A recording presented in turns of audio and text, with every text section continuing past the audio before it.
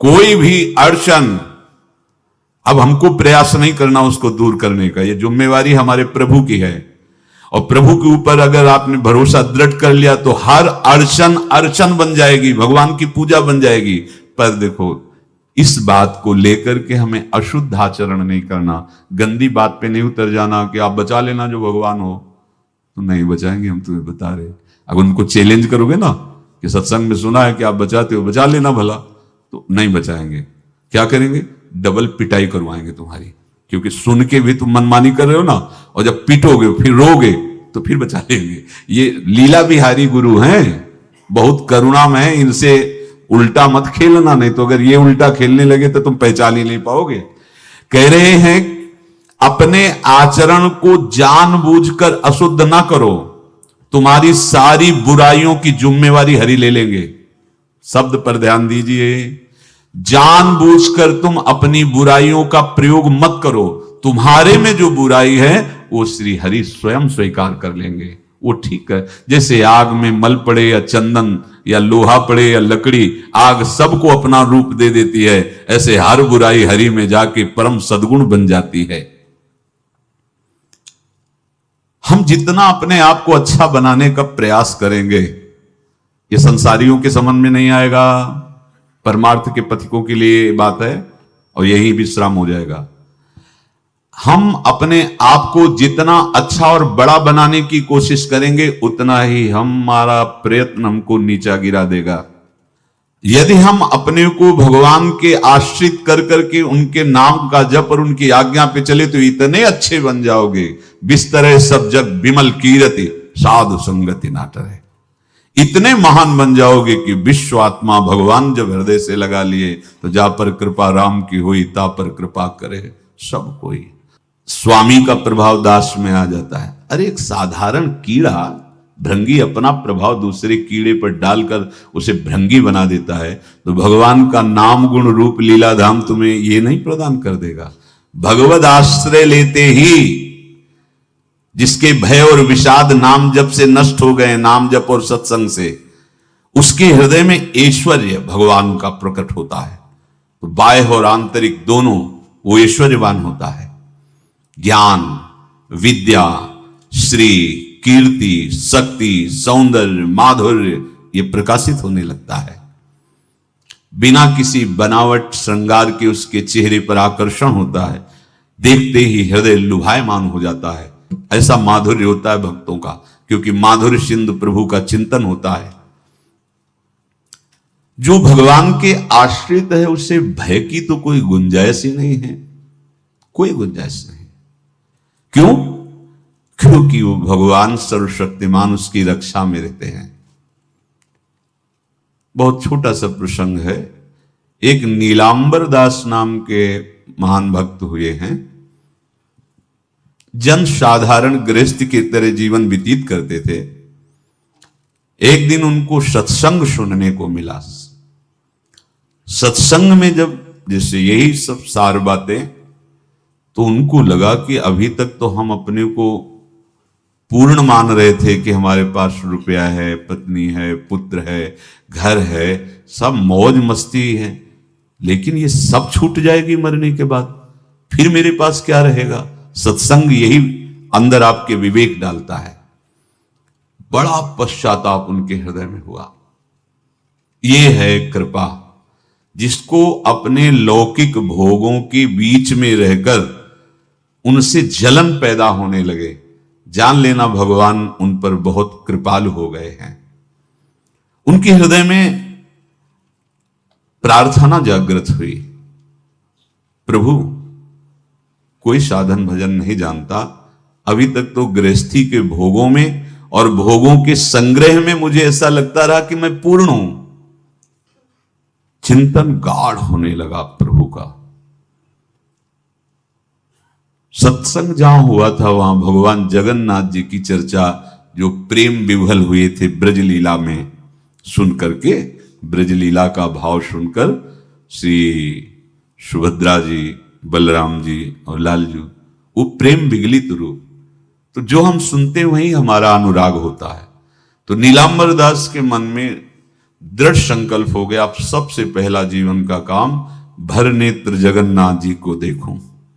जगन्नाथा स्वामी नयन पथगामी बहुत में एकांत में बैठ के बहुत रोना आया कि प्रभु बहुत दूर हो, ये उत्तर प्रांत की बात है और आप बहुत दूर हो, कैसे मुझे सामर्थ्य दो कि मैं इस ग्रह रूपी बेड़ियों को तोड़कर निकल पड़ूं, मोह रूपी हथकड़ियों को तोड़कर निकल पड़ूं।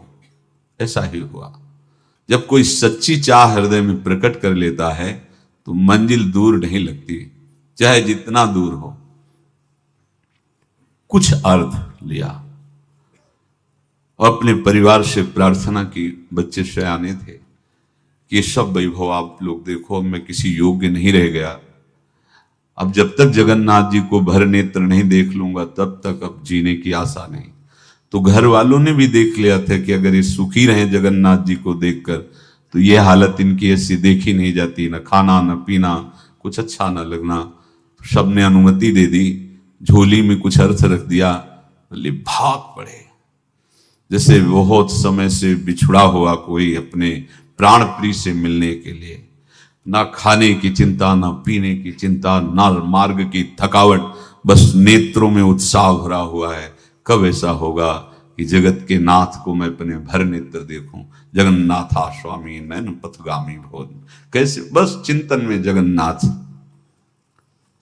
जब कोई सतमार्ग में चलता है तो विघ्न पे विघ्न आना प्रारंभ हो जाते हैं। क्यों विघ्न? क्योंकि हमारे कुछ पूर्व पाप होते हैं जिनको भस्म होना अनिवार्य है। जैसे आप कल श्री गोपाल चरवाहे का चरित्र सुना कि 27 दिन क्यों इंतजार करवाया भगवान ने। विराग्नि में अनंत जन्मों के सब पाप भस्म हो गए, निर्मल शुद्ध बुद्ध परमात्मा स्वरूप हो गया। भारी थकावट शरीर में, नदियां पड़ती हैं, नाले पड़ते हैं, कष्ट सहते हुए। अब जब विशाल भागीरथी के तट पर तो तैरना आता नहीं था, संध्या का समय हो गया था। विचार किया कि रात भर यहां रुकना मेरे बस की बात नहीं। चैन नहीं हृदय, चैन नहीं होता हृदय में। जब वो लगन लगती है ना, लगन का काम ही होता है अगन, उसको कुछ सुहाई नहीं देता। जब हृदय में लगन लग जाती कुछ सुहाई नहीं देता। जिस पर हो तुम रीझते क्या देते यदुवीर, रोना शिशकना तड़पना आहों की जागीर, ये संपत्ति मिलती है। रोने लगे, प्रभु आप तो बहुत समुद्र पार करने वाले हैं, इस गंगा नदी को कैसे हम पार कर पाए, और हम रुकेंगे नहीं। अब चाहे प्राण चले जाए, तैरना तो आता नहीं, मैं पार जरूर होऊंगा। इतने में देखा एक नाविक मछुआरा मछली, वो बहुत ही दुष्ट स्वभाव का था। उस दिन उसको मछलियां मिली भी नहीं थी। इनको रोते हुए देखा तो नाव किनारे लाया। पार चलना चाहते हो? बोले हाँ। तुम्हारी झोली में कुछ है कि केवल हाँ ही कह रहे? बोले नहीं, परिवार वालों ने कुछ डाला, भी देखा तो नहीं। दिखाया तो उसमें कुछ मुद्राएं, पहले स्वर्ण मुद्राएं आदि। वो प्रसन्न हुआ और मीठी मीठी बातें करके नाव में बैठा। आओ आओ। भक्त को कोई संशय और भ्रम नहीं होता। और वो कपटी आदमी, उसने विचार किया कि अगर इसको छीन कर पार कर देंगे तो ये राज कर्मचारियों को सूचना देगा, फिर हम बांधे जाएंगे। तो इसे बीच धारा में ले जाकर गला दबा के मार देते हैं और इसकी संपत्ति ले लेते हैं। कौन जानेगा, गंगा के प्रवाह में बह जाएगा, पक्का निश्चय। अब जब वो धारा सीधे निकलना है और वो ऐसे चला तो उनका भैया हमें तो पार होना है, आप कहां ले जा रहे हो? बोले चुपचाप। अब उसका रूप बदल गया, वो चुपचाप बैठे रहो, अभी मैं तुम्हें गंगा से क्या इस शरीर से भी पार कर दूंगा। वो समझ गए कि शायद अब इस जन्म में जगन्नाथ के दर्शन संभव नहीं, क्योंकि ये मारेगा, हाथ में डांड है, अगर उसी से प्रहार करेगा तो। एकदम आर्थ हुए कि प्रभु मरने का तो भय नहीं है, पर यदि आपको भर नेत्र देख लेते फिर मारे जाते तो अच्छा था। ये आशा लेकर के मैं मरना नहीं चाहता, एक बार मैं आपको देखना चाहता हूं। भय बिल्कुल नहीं हुआ। भय विषाद भक्त को नहीं होता। देर लगी क्या?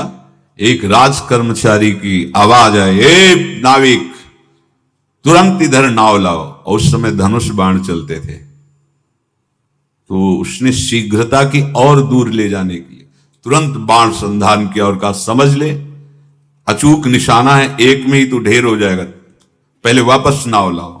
अब वो घबरा गया, वापस नाव लाए। तेरे मन में क्या विचार चल रहा है? तू इसको मारना चाहता है?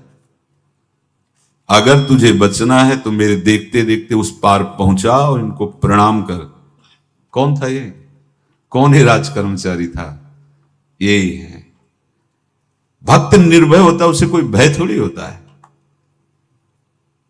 बड़े सम्मान से पार उतारा और पूछा तुम्हारा परिचय है क्या इस राज कर्मचारी से? बोले भैया ने जैसे आपसे परिचय नहीं ऐसे उनसे भी परिचय नहीं, आप मारना चाहते थे वो बचा दिए हैं, हमें लगता है दोनों में प्रभु की बड़ी कृपा है। और बस झोली लिए और भाग पड़े। भागते भागते जब जगन्नाथपुरी गए तो ध्वजा दूर से देख के साष्टांग दंडवत की, मानो प्रीतम का इशारा हो गया कि अब हमारा काम बन गया, अब तो जगन्नाथ जी के। और जे ही प्रभु जगन्नाथ जी के सामने गए तो एक बार देखा इतनी प्रेम विकलता कि शरीर छूटा और ब्रजधाम आ गए। प्रभु का विधान संदेह युक्त नहीं होता, निसंदेह तुम्हारे सामने वो विधान प्रकट होगा जिससे तुम्हारा परम मंगल हो जाएगा, परम मंगल हो जाएगा। डरना नहीं। बताया नहीं तो एक बार प्रेम भगत की बात, तो हमारे पास प्रेम जी आते थे, बहुत नाम जापक थे, श्री हरिवंश। तो उनसे पूछा आपकी ऐसी नाम निष्ठा कैसे आई? तो उनका गलती से नाम निष्ठा कैसे आती है? तो किसी पद के अधिकारी थे जिसमें किसी कानून के विरुद्ध उसमें दस्तखत कर देने से करोड़ों रुपया उनको प्राप्त होना था। तो रात्रि में ऑफिस में बुलवा के उन्होंने वो गलती कर दी दस्तखत की। बड़े अधिकारी थे और वो उनको पता नहीं था कि वो षड्यंत्र है, और पहले से कैमरा रख दिया गया था। पूरा वीडियो लेते देते, बातचीत करते, दस्तखत करते, सब प्रमाण। तो सुबह जो उनकी आरती उतारी गई समाज में, तो बस घर वाले भी उनसे कि जैसे पुत्र थे पत्नी कि पिताजी पापा आपसे ऐसी आशा थी, मार दिया हम सब लोगों को आपने। कब हम लोगों ने धन की मांग की आपसे, आप इस अवस्था में ऐसा कर। तो घर से ये वचन और बाहर तो सब उपहास उनका, और उन्होंने निश्चय किया रात्रि में आत्महत्या कर लेंगे। कर्म बड़ा विचित्र होता है। पर वो वृंदावन पहले से आते थे और हरिवंश उपासकों से मिलते रहते थे। गुरुदेव भगवान से भी उनका परिचय था। गलती किसी से भी हो सकती, चूक है, यही तो है ना। कंचन कामिनी कीर्ति, कहीं भी लुभायमान। शायद उनके मन में लगा होगा कि दस्तखत कर लेंगे और मिल जाएगा, वृंदावन वास करेंगे, झंझट छूट जाएगी।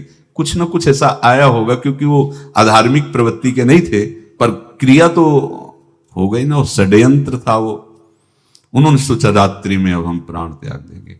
तो धाम आना और रसिकों के संग के प्रभाव से एक दिव्यता प्रकट हुई। वो सबके सामने सोने का नाटक करके लेट गए। तो परिवार वालों, नजर तो सबकी थी कि विकसित है, परिवार वालों को लगा सो गए। तो रात्रि जब सोए थोड़ा ऐसे, तो वास्तविक नींद आ गई और स्वप्न में देखा कि कोई उनसे कह रहा, देखो तुम्हारे सिरहाने सेवक वाणी रखी है, इसको पकड़ो, मरने की जरूरत नहीं, सब ठीक हो जाएगा। जगह तो सेवक वाणी सिरहाने रखी हुई थी।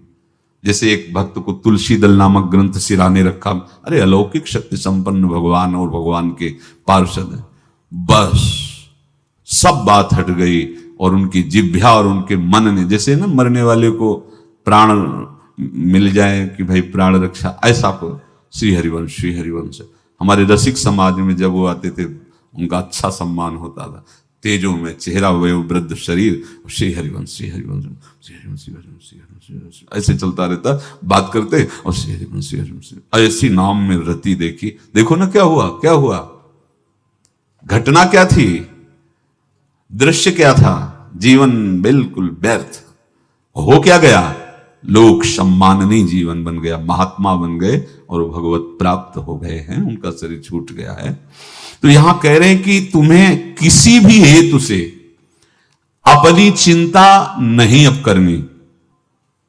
प्रभु का विधान निसंदेह परम कल्याण में होता है, तुम्हें संदेह नहीं करना। कड़ुआ हो सकता है, लेकिन अवसर तो मिल जाएगा श्री जी की तरफ भागने का।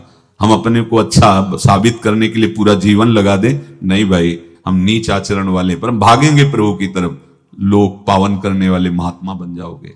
सतरति सतरति शा लोकांत, इसको बैठा लो, जीवन में काम आएगी, ये वस्तु काम आएगी, क्योंकि विपक्ष जोरदार है, माया कोई साधारण नहीं है। विश्वासी साधक का भगवान स्वयं जुम्मा ले लेते हैं।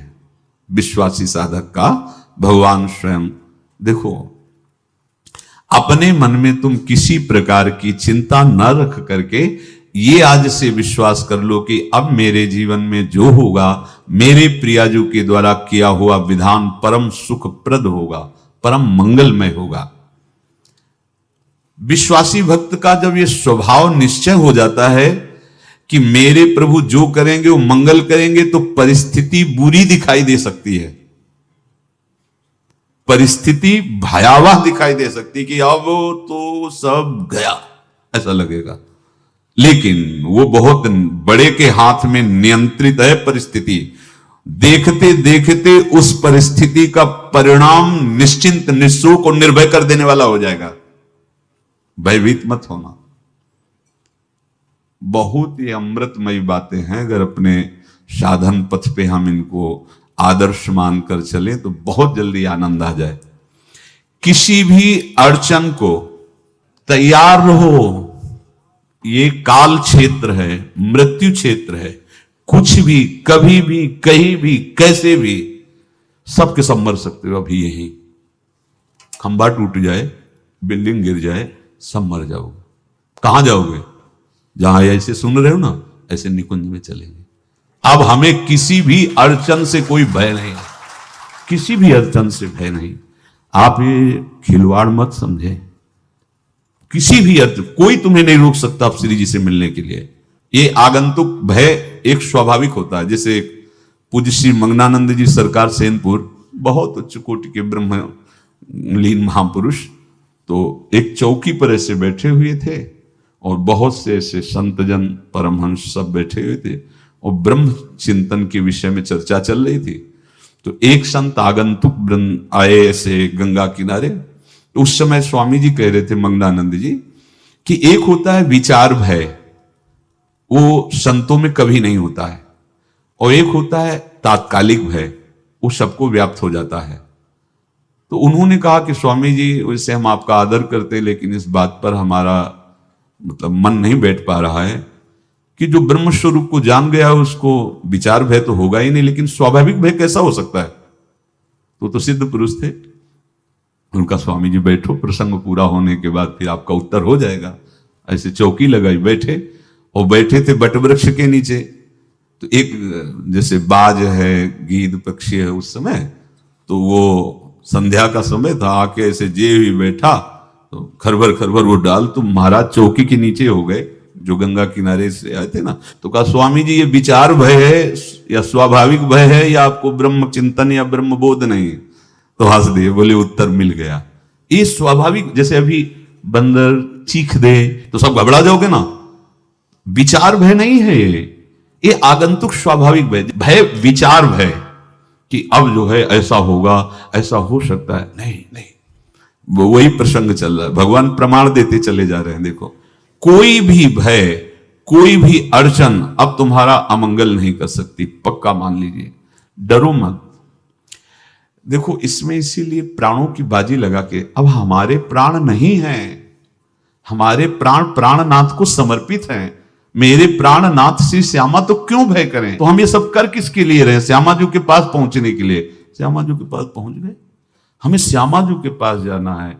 ये बिल्कुल छोटी मोटी बातें, अंदर ये जो सांसारिकता है इसका त्याग करो। आप इस बात को समझो। गुरु गोविंद सिंह, लाखों की समाज बैठी हुई थी, उन्होंने कहा कि अगर तुम आजादी चाहते हो तो तुम्हें अपने प्राण देने पड़ेंगे। हमें खड़ा हो कोई व्यक्ति जो अपने प्राण देना चाहता है, मैं उसे आजादी, आजादी दो प्रकार की, एक प्राकृतिक आजादी और एक दिव्य आजादी, दोनों देने में समर्थ थे गुरु गोविंद सिंह। हाँ, ये सिखों के आचार्य हैं, बहुत ही अध्यात्म बल और शारीरिक बल से भी पुष्ट, एक खड़े हुए हिम्मत करके बोले आ, गड़ासा हाथ में अंदर गए और ऐसा लगा कि उनकी गर्दन उतार दी गई और ऐसे रक्त प्रवाह सा नाली से बहा जो सबको दिखाई दे रहा था। और कोई है? जब पता ही चल गया कि गर्दन उतारी जा रही, रक्त प्रवाह, वो कहते मुझे तुम रक्त दो, प्राण दो, मैं तुम्हें आजादी दूंगा। 2 3 4 5 अंदर ले जाते, ये आभास भी नहीं होने दिया कि वो जीवित है। 5 तैयार, पूरी सभा में 5 तैयार। बोले ये पंच प्राण प्यारे हैं भाई, इतने से एक एक से 1.25 लाख को परास्त कराऊं, देखना मेरा नाम गुरु गोविंद सिंह न धराऊं, यदि एक एक से 1.25 लाख को परास्त, क्योंकि प्राणों की बाजी समर्पित कर दी। अब क्या भय? माया से आजादी प्राप्त करने के लिए भयभीत होना तो बिल्कुल जीवन में छोड़ दो। विचार भय नहीं होना चाहिए, ये स्वाभाविक भय होगा। अभी कोई ऐसी आवाज आ जाए, वो ऐसे स्वाभाविक होता है, उस पर तर्क वितर्क नहीं किया जाता। विचार भय नहीं होना चाहिए। जानते हो तुम्हारा जीवन, तुम्हारे प्राण, तुम्हारा शरीर हरि को समर्पित है और हरि के अधीन काल है, कुछ नहीं हो सकता, और जो कुछ होगा वो परम मंगल होगा। किसी भी अड़चन को भगवान के सौहार्द के सामने अड़चन मत मानना। हम अगर अड़चन को दूर करने का प्रयास करेंगे तो अड़चन हमें फंसा लेगी, अड़चन। और यदि भगवान पे विश्वास कर लिए तो वही अड़चन अर्चन बन जाएगी, उपासना बन जाएगी। मान लीजिए बात, मान लीजिए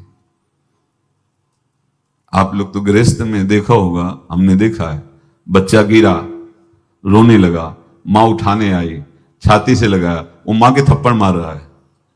यद्यपि वो कुछ जानता नहीं, पर भाव जब उसके देखे, बलिहार है, इस वात्सल्य की बलिहार है, ये मां को मार के कह रहा है, थप्पड़ मार के, अब तू छाती से लगा रही, जब गिरा और चोट लगी तब तू कहां थी, क्यों ले उठाया, ये अधिकार हरि।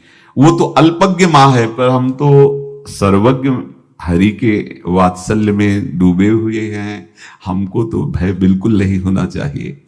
पूज्य श्री सूरदास जी के शब्दों में मानो नीलांबर दास जी की ही प्रार्थना हृदय से प्रकट हो रही। कह रहे हैं, कृपा अब कीजिए बलि जाऊं। मुझे पता नहीं था, मैं मोह निद्रा में ऐसा सो रहा था कि नाना प्रकार के स्वप्न देखकर राजी हो रहा था। संत सत्संग मिला तो मुझे पता चला ये तो जो कुछ भी है सब व्यर्थ है। ये मकान, ये परिवार, ये धन, ये वैभव, ये पद प्रतिष्ठा, ये केवल चंद मिनट की चांदनी है। जब यमदूत आएंगे, मारेंगे, पिटाई करेंगे, नरक ले जाएंगे, तब कोई कौन साथ देगा? साथ में जाने वाला तो कुछ नहीं है। सत्संग में भगवान के चरणों का आश्रय सुना तो कह रहे, कृपा अब कीजिए बलि जाऊं, बलिहारी जाऊं प्रभु, अब तो कृपा कर दो। कृपा तो हो चुकी है। होए विवेक मोह भ्रम भागा। कहां से विवेक आया? जब सत्संग मिलता है तब विवेक जागृत होता है, और भगवान की कृपा के बिना सत्संग नहीं मिलता। सत्संग मिला मानो भगवान आवाहन कर रहे हैं आपको अपने आनंद समुद्र में डुबोने के लिए। बिनु सत्संग विवेक न होई, राम कृपा बिनु सुलभ न सोई। सच्ची मानिए, सत्संग ये केवल भगवत कृपा से मिलता है। पहली कृपा तो सत्संग हुई, अब विवेक जागृत हुआ, तब सब होए विवेक मोह भ्रम भागा। तो मोह में जो सब अच्छा लग रहा था, अब अच्छा नहीं लगने लगा, काटने को दौड़ने लगा। सबका प्यार, सबकी वस्तुएं, सब वैभव सम्मान, सब झूठा, सच्ची झूठा। फसाओ। प्रार्थना हृदय से निकली, कृपा अब कीजिए बलि जाऊं, नाहिन मेरे और को बल, चरण कमल बिन ठाऊं। कृपा अब कीजिए बलि जाऊं, बलिहारी जाऊं प्रभु, अब तो कृपा कर दो, मेरे में कोई बल नहीं है, कोई साधन बल, तपस्या बल, योग बल, ज्ञान बल, कोई बल नहीं। बस हृदय से मैं आपके चरणों का आश्रय लेता हूं। वैसे तो अगर हम अपने मुख से अपना परिचय दें तो हों असौच, अकृत, अपराधी, सन्मुख होत लजाऊं। तुम कृपालु करुणा निधि के सो, सुना है अधम उदाहरण नाऊं। कृपा अब कीजिए बलि जाऊं। किसी योग्य नहीं हूं, अपराधी हूं, अकृत, अशौच, सदैव मन और शरीर दोनों अपवित्र रहा है। यद्यपि किसी लायक नहीं हूं, आपके सन्मुख होने में लज्जा लगती कि कहां मैं नीच अधम और कहां आप परम पावन पुण्य श्लोक प्रभु। पर सुना हमने सत्संग में कि आप बड़े कृपालु हो, करुणा निधान हो, तो हे कृष्ण, हे अधम उदाहरण, आपकी महिमा सुनकर हिम्मत पड़ रही कि अब आपके चरणों की तरफ मैं बढ़ूं। क्योंकि विचार करके देखा कोई ऐसा नहीं है जो मुझे संभाल सके, मेरी रक्षा कर सके। काके द्वार जाए हुए ठाढ़ों, देखत काहि सुहाऊं। असरन सरन नाम तिहारो, हों कामी कुटिल निभाऊं। प्रभु किसके द्वार जाके खड़ा हूं? जितने देवता हैं ये सब बनिया की दुकान की तरह हैं। तुम्हारे पास जितने पुण्य साधन है उतना ही फल मिलेगा। मेरे पास तो कोई बल है नहीं, तो कोई मुझे तो स्वीकार करेगा नहीं, ठुकरा देगा। नाथ, सुना है आपका नाम सत्संग में असरन सरन है, जिसका कोई नहीं होता उसे आप स्वीकार कर लेते हैं। मैं बहुत कामी हूं, कुटिल हूं, पर एक ही ठौर है, आप मेरा निर्वाह कर सकते हैं। कलुषी अरु मन मलिन बहुत, मैं बहुत कलुष हूं, बहुत मलिन मन हूं, पर बिना स्वार्थ के आज तक कोई काम किया नहीं, तो आपसे भी सौदा करके ही शरण में होऊंगा। सेत में तो न बिकाऊं, तो आपसे भी सौदा है हमारा। सेत में शरण नहीं हो जाऊंगा आपकी, यद्यपि मैं ऐसा बता दिया पूरी। देखो भक्तों का हृदय कैसा होता है। हाँ, क्या चाहिए आपको, क्या चाहिए? तो सूर पतित पावन पद अम्बुज, सो क्यों परिहरि जाऊं। कृपा अब कीजिए बलि जाऊं। सेत में नहीं बिकाऊंगा, आपके चरण का मोल लूंगा। सदैव आपके चरण हमारे हृदय में रहे, मेरा मन आपके चरणों के आश्रित रहे। ये दे दो, अब मैं आपका ही हो गया, बिक गया। ये मूल्य आपको देना पड़ेगा। आप अपने चरणों का आश्रय और अपना चिंतन। हमारी तुम्हारी होड़ पड़ी है, ना जाने करिहो अब कहा तुम नागर नवल हरी, मोहि प्रभु तुम सो होड़ परे।